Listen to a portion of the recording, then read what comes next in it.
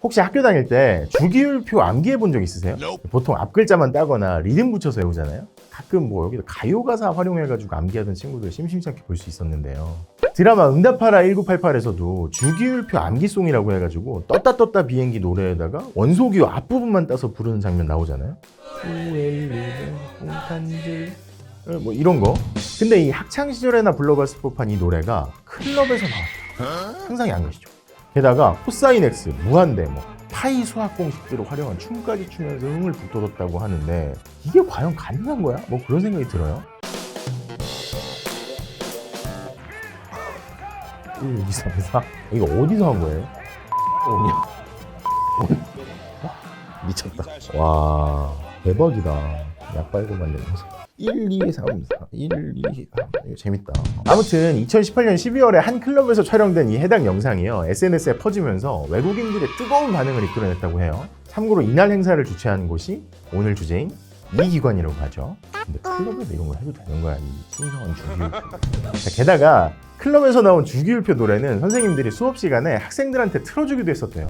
과학 선생님들이 수업 시간에 틀어줘가지고 약간 중독성인 반응이 있을 수 있잖아요. 수엘리 뭐 이렇게 해가지고 학생들의 반응도 뭐 중독성이 있었다 이런 학생들의 반응도 유튜브 댓글에서 심심치 않게 볼 수 있었다고 하죠.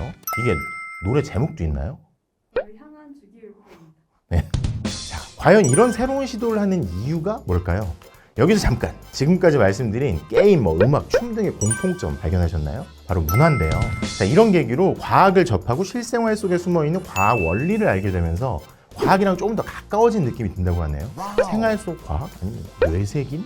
뭐 이런 되는 과정이라고 할까요? 자, 오늘의 주제는 바로 과학을 섹시하고 재밌게, 때로는 유쾌하게 접근할 수 있도록 노력하고 있는 사람들의 이야기, 과학을 생활 속에서 즐길 수 있도록 노력하는 사람들의 이야기, 바로 한국과학창의재단입니다. 자, 이야기에 앞서서 1960년대 하면 뭐가 생각나세요? 뭐 롤링스톤즈, 비틀즈, 그리고 뭐 그 시대 유행이었던 트위스트? 하지만 인류 역사상 가장 큰 사건은 바로 우주에 대한 도전이 시작되었다는 점이죠. 1957년 가을에 소련이 세계 최초의 인공위성 스푸트니크 발사에 성공했고요. 미국은 소련보다 5년 늦게 유인 위성을 발사하는데요. 자, 미국과 소련이 우주에 대한 도전을 시작할 때 우리나라는 과연 뭘 하고 있었을까? 자, 경제 성장에 목마름이 있었던 우리나라는요, 1960년대 제1차 경제개발 5개년 계획과 더불어서요, 과학기술진흥을 위한 중기 계획을 세우고 있었어요. 이때 미국과 소련에 비하면 이제 막 신생아 수준의 과학기술이었죠. 이후에 정부의 과학기술 저변 확대를 위한 노력이 빠르게 진행돼요. 그래서 1962년에는 경제 및 과학 분야의 주요 정책을 대통령에게 건의하는 경제과학심의회의를 발족하고요. 같은 해 8월에는 서울 창경궁 인근의 와룡동에 폐허로 있던 국립과학관을 2층 건물로 준공해요. 지금도 있어요. 그리고 1966년에는 현재 키스트인 우리나라 최초의 종합과학기술연구기관인 한국과학기술연구소를 설립하죠. 이렇게 과학 인프라 구축과 더불어서 TV나 라디오를 통해서 가정의학과 농업학교, 수산학교 등의 성인 대상의 과학 프로그램, 그리고 어린이과학, 별나라로 가는 길 등의 프로그램을 방영하면서요, 과학 계몽 활동을 함께 했다고 해요. 이렇게 법도 만들고 연구시설도 구축하고 국민들을 위한 과학관도 만들고 TV나 라디오에서는 과학 프로그램도 반영하고 인프라 구축부터 확산까지 아주 많은 시도를 했죠. 이 정도면 결과가 나오겠지 하고 정부에서도 기대를 했는데 결과가 미비한 거예요. 그래서 배고파서 밥을 했는데 이 정도면 됐겠지 하고 열었는데 아직은 덜 익은 쌀, 생쌀 그대로의 느낌? 자, 그래서 정부는 고민을 합니다. 뭐가 문제일까? 분석을 해보니까 TV나 라디오는 프로그램 반영 때 시간대가 새벽이나 늦은 밤, 그래서 시청률이나 청취율이 낮았어요. 과학관 역시 콘텐츠가 부족해가지고 호응이 별로 없었다고 하죠. 게다가 60년대 중반까지 농업 중심이어서 이게 산업공상이 질서, 유교문화 아직까지 국민 정서에 남아있었잖아요. 그래서 국민들 정서에 있어서 기술을 경시하는 문화 때문에 정부의 노력이 먹혀들지 않았다, 이런 분석이 나오는 거죠. 그래서 정부는요, 과학기술의 중요성을 국민에게 인식시키기 위해서 다시 재정비를 하고 노력을 하기 시작해요. 이게 바로 정보 보급의 방법과 국민의 인식을 바꾸는 것이었죠. 보급률 낮은 TV나 라디오 대신에 일간지 같은 지면 매체를 활용했고요. 1967년에는 병리학 분야의 1세대 의학자인 윤일선 박사를 초대 이사장으로 과학기술진흥 전담기관인 과학기술후원회를 설립해요. 말 그대로 후원회. 과학자와 기술자에 대한 포상과 지원 등을 통해서 복지와 위상을 높여주는 거죠. 그리고 국민들한테 과학기술의 중요성을 인식시키기 위해서 다양한 활동을 시작하는데요. 이듬해에는 4월 21일을 과학의 날로 지정해요. 과학기술 업적이 뛰어난 과학기술인에게 과학기술인상을 수여하기도 했는데요. 이때 대통령상이 상금 50만 원을 줬다고 해요. 자, 50만 원이라고 하면 지금 뭐 별거 아닌 것 같은데 당시 쇠고기 한근 가격이 150원도 안 되는 시절이라서 50만 원 엄청 큰 돈이었어요. 지금 기준으로 하면 한 근이면 600g이니까 한우 안심이 지금 100g에 한 13,000원 정도 하니까요. 600g이면 78,000원이고 78,000원 이거 얼마예요 도대체? 아무튼 뭐 어마어마한 금액이라는 건 확실하죠. 50만 원이라는 상금이 당시에 매우 관심을 많이 받았어요. 그 이유는 과학기술이 더 이상 사회적으로 천시받는 분야가 아니고 과학기술인도 얼마든지 성공할 수 있다. 이런 돈 때문에 이 인식이 심어진 거죠. 역시 뭐 상금이 좀 많아요. 돈이 걸려 있어야 되는 거죠. 그리고 과학기술 후원에는 정부와 별도로 유공과학기술자를 선정해가지고 매월 2만 원씩 지급했다고 해요. 지급 목적은 과학기술자에 대한 후생복지 증진도 있었지만요. 앞서 말씀드린 과학기술에 대한 국민의 관심도 자체를 높이기 위한 목적도 있었다고 하죠. 자, 때마침 1969년 7월 22일 아폴로 11호와 함께 닐 암스트롱이 인류 최초로 달에 첫 발을 내딛는 역사적인 사건이 발생했죠. 자, 이 사건으로 과학에 대한 국민적인 관심이 많이 높아졌다고 해요. TV 못 봐도 뭐 신문에 나오니까. 이런 국민적인 관심과 새마을운동의 가시적인 성과로 인해서 국민들이 조금씩 과학의 중요성을 인식하게 되는데요. 아까 상금도 많이 받고 했으니까. 물 들어올 때 노저우라고 하죠. 이 시기에 과학기술 후원에는 과학서적 보급, 그리고 과학교육 세미나, 과학기술 방송 좌담회와 같은 과학기술 계몽 사업을 서서히 전개해 나가게 돼요. 근데 이 문화라는 게 탑다운 형식으로 이 보급한다고 해서 바뀌는 게 아니잖아요. 뭐 시키라고 해서 뭐 따라서 춤추고 뭐 이런 거 않잖아요. 그렇죠? 과학기술의 노하우는 선진국과의 교류를 통해서 많이 향상이 되는데 과학에 대한 인식과 문화는 쉽게 바뀌지가 않았어요. 기술은 따라오는데 사람들의 인식은 아직도 산업공상에 머물러 있고. 그런 노래도 있잖아요. 습관이란 게 무서운 그더군. 노래를 해가지고 죄송한데 이런 것처럼 습관도 쉽게 바꾸기가 힘든데 몇백 년을 함께해온 유교적인 문화라는 게 사실 바꾸기가 더 어렵겠죠. 그래서 생활 속의 과학의 대중화는 이 유교 문화 때문에 난항을 겪게 됩니다. 자, 그래서 과학기술 후원에는 다른 방법으로 과학의 대중화를 시도하는데요. 아직 관습과 문화에 젖어있지 않은 어린이, 청소년, 뇌가 깨끗한 이분들을 대상으로 과학에 대한 인식을 바꾸기 위해서 노력을 해요. 자, 먼저 국제 교류 사업을 통해서 외국에서 과학 및 기술 관련 영화를 번역해서 우리말로 다 더빙을 해요. 그때 영상 같은 게 많지 않을 때니까. 그리고 전국의 800여 초중고등학교에서 순회 상영을 하게 되죠. 보면 재밌다고 하는 거죠. 그때 볼 게 많이 없으니까. 근데 이게 기대 이상의 반응을 얻어요. 왜 저 같은 사람 어릴 적에 80년대만 해도요. 뭐 지금은 좀 지난 얘기지만 외화 더빙 해가지고 토요일에 많이 했잖아요. 대표적으로 맥가이버 같은 거. 딴딴딴딴딴딴 이 노래 아세요? 자, 음악만 나오면 맥가이버가 경비행기에 손 딱 얹고 포즈 잡는 장면. 그거 혹시 모르세요? 그 세대가 아니신가? 아무튼 그럼 맥가이버는 아니지만 과학기술과 관련된 해외 영화를 더빙해서 보여주는데 이게 얼마나 재밌겠어요. 그 당시 외국 영상 자체가 흔하지 않았어요. 지금처럼 뭐 TV나 영화 쉽게 볼 수 있는 것도 아니고 유튜브도 없고 그때는 방송국도 2개밖에 없었어요. 아무튼 이런 반응에 고무된 과학기술 후원회는 과학기술 관련 영화 필름을 다수 구입해가지고 라이브러리 형태로 지속적으로 운영하기로 결정을 하게 되는데요. 이후에는 학교에만 한정하지 않고 학교나 공공기관 등에 대여를 해서 또 순회하면서 상영을 해줘요. 일종의 뭐 비디오 테이프 대여점이 뭐 그런 거 아세요? 비디오 테이프 옛날에 이렇게 빌려서 봤어요. 지금처럼 막 다운받아서 안 받고 과학기술 뭐 비디오 대여점? 아무튼 당시 큰 호응을 얻은 이 사업의 정식 명칭은 과학필름 라이브러리 사업이라고 하는데요. 나중에는 각종 TV 방송 자료로 활용이 되면서 청소년뿐만 아니라 국민 전체한테 영향을 미치게 됩니다. 그래서 과학필름 라이브러리 사업이 청소년들이 과학에 관심을 갖고 과학기술자를 진로로 생각해 볼 수 있는 계기가 되었다. 이렇게 호평을 받고 있죠.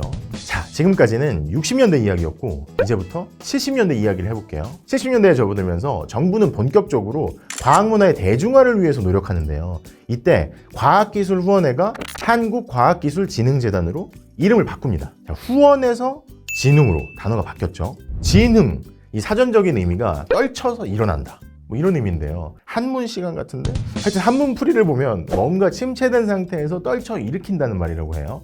자, 진흥이란 단어처럼 70년대 한국과학기술진흥재단은 과학기술의 관심도를 높이기 위해서 점점 더 적극적으로 활동을 하죠. 자, 기존의 60년대처럼 TV, 라디오, 영화 등의 미디어를 통한 과학기술 지식 보급에 힘쓴 건 당연하고요. 70년대 활동의 가장 큰 특징, 그 시절 하면 떠오르는 그 옛날 노래 있어요. 새벽종이 울렸네, 뭐 새아침이 밝았네, 뭐 이런 거 있어요. 이런 노래 들어보신 적 잘 없죠?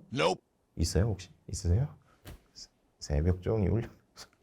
있어요, 그런 노래. 아무튼 이 노래를 부른 이유는 바로 70년대 활동의 가장 큰 특징, 새마을운동으로 설명할 수 있기 때문인데요. 먼저 새마을운동이란 게 근면, 자조, 협동정신과 잘 살아보세라는 구호를 바탕으로 해요.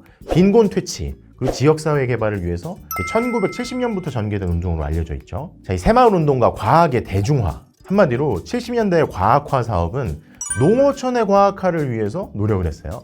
당시 추진했던 새마을운동과 과학기술을 접목시켜서 새마을기술봉사단을 창단했는데요. 새마을기술봉사단은 농어촌의 과학에 대한 인식을 개선하고 기술 이전을 위해서 정부 그리고 과학기술 총연합회와 함께 만들었죠. 새마을기술봉사단을 쉽게 설명하자면요, 한 마을에 한 과학자를 연결시켜가지고 농어촌에다가 기술 지도를 해주는 사업인데요. 첫 해에는 140개 마을로 시작해서 3년 뒤에는 무려 300여 개 마을로 확대가 돼요. 공개된 과학기술의 마니또 같은 느낌. 마니또 아세요? 아시는구나, 요새도. 마니또. 자, 1대1로 연결해주는 거. 자, 이렇게 한국과학기술진흥재단은 이렇게 확장을 해가는 새마을기술봉사단과 함께 다양한 사업을 운영하는데요. 혹시 농어촌의 기술을 지도하는 이유 아세요? 농어촌에 기술이 필요할까? 뭐 이렇게 생각할 수도 있는데요.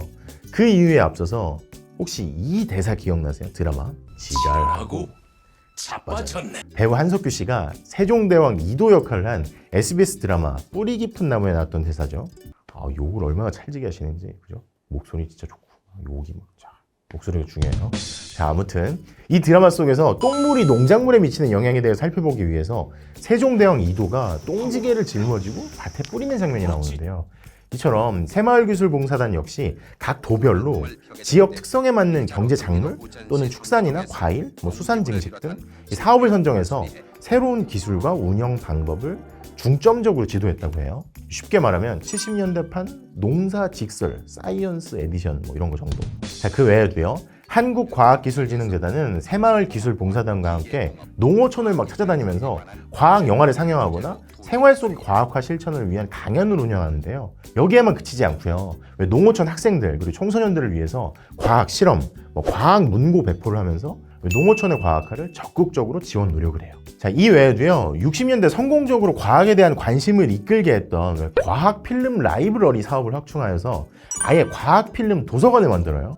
근데 이 과학 필름 라이브러리하고 과학 필름 도서관이라고 한글 영어로 차이밖에 없지 않나 싶은데 원래 그런 거죠. 원래 이런 게. 아무튼 이때부터 본격적으로 우량 과학 영화 대여를 시작합니다. 빌려주기 시작하는 거죠. 과학 도서, TV, 라디오 등의 매체를 적극적으로 활용했고요. 그래서 과학 지식을 막 보급하는 거죠. 신문, 방송의 고정 칼럼, 프로그램을 제작해서 과학기술 해설, 생활의 과학화 현상 모집 등 해가지고 다양한 정보를 제공했어요. 자, 이렇게 다양하게 사업을 전개했는데 결과가 어땠을까요? 결론부터 말씀드리면 대성공이었어요.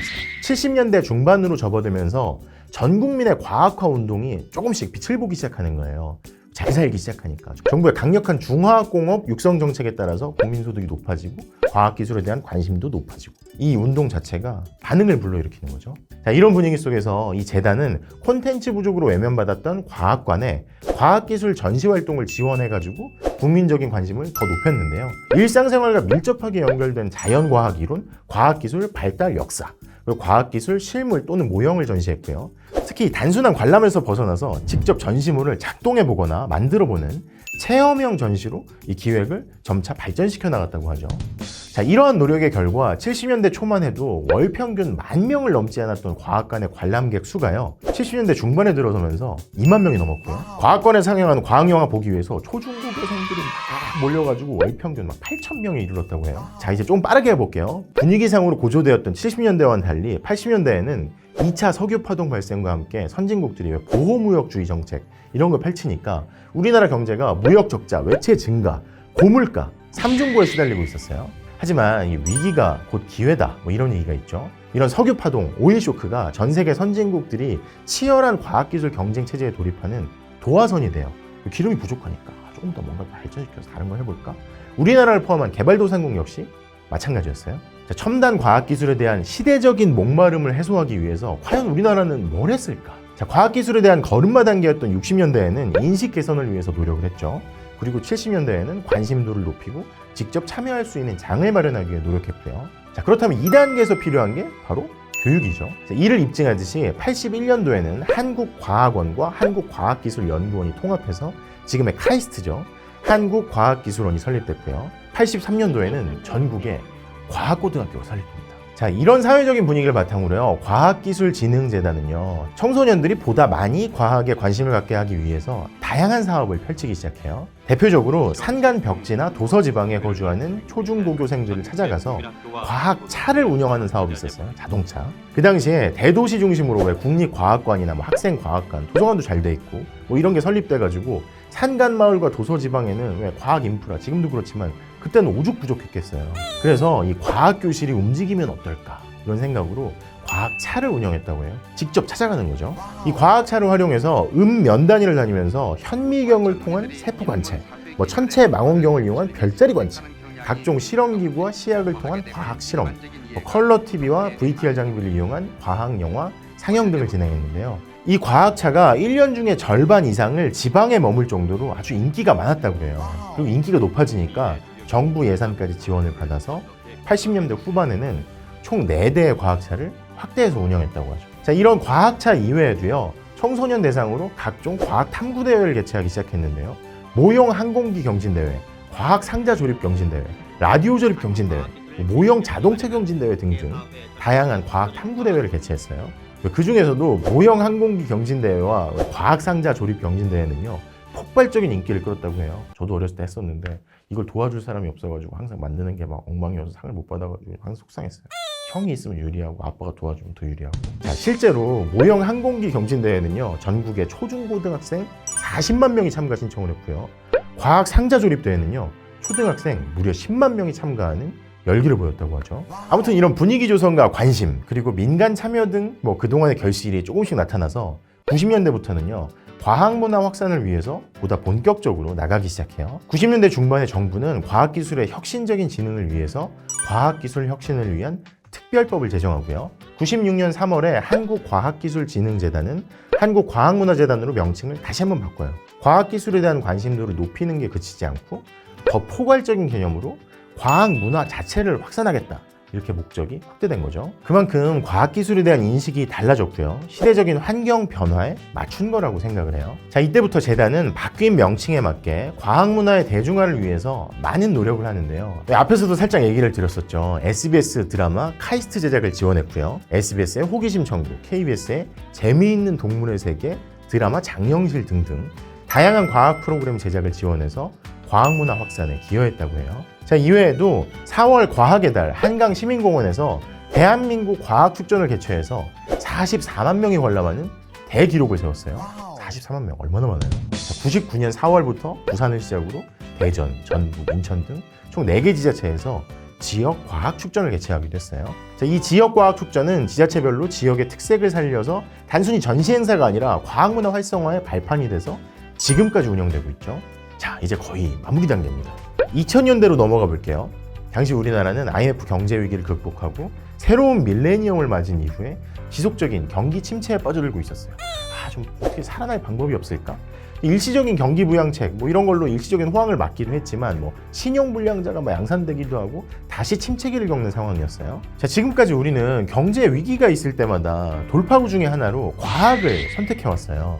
그래서 정부는 2001년 1월에 과학기술 기본법을 제정하고 종합적인 과학기술 발전 정책을 수립하는 발판을 마련해요. 자, 그 이후로 재단은 재정적인 지원을 받아서요, 각종 지상파 TV, 케이블 TV 등등 과학 관련 프로그램 편성을 지원하고요, 사이언스 TV를 개국하고 우수 과학 도서를 인증하고 과학 전문 인터넷 신문 사이언스 타임즈를 창간하고요, 과학 문화 포털 사이언스 올 등등 과학 문화 대중화를 위해서 많은 노력을 했어요. 자, 이외에도 많은 사업을 하지만요, 자세한 내용은 생략하기로 하고요. 이런 상황 속에서 2008년 6월에 정부가 과학기술 기본법을 개정하면서요, 과학문화 확산 사업 외에도 과학 영재 양성, 수학과학 교육, 창의인재 양성 등등 새로운 역할이 더해지는데요. 이때 지금의 한국과학창의재단이라고 명칭이 변경된 거라고 해요.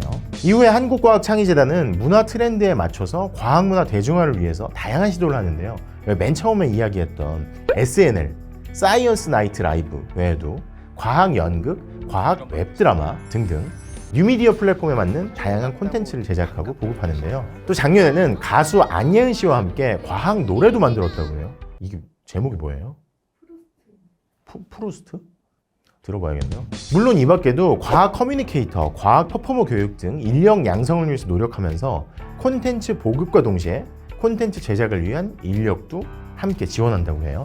자, 농어촌을 다니면서 과학 영화를 보여주던 시절부터 대학로에서 과학 연극을 공연하기까지 한국과학창의재단의 발자국들을 살펴봤는데요. 우리나라가 경제적으로 위기가 닥쳤을 때 과학기술로 돌파구를 찾을 수 있었던 저변에는요, 국민들이 과학기술에 대해서 끊임없는 관심을 가질 수 있게 문화적인 환경을 조성해왔던 한국과학창의재단의 노력이 함께 있었던 거 아닐까요?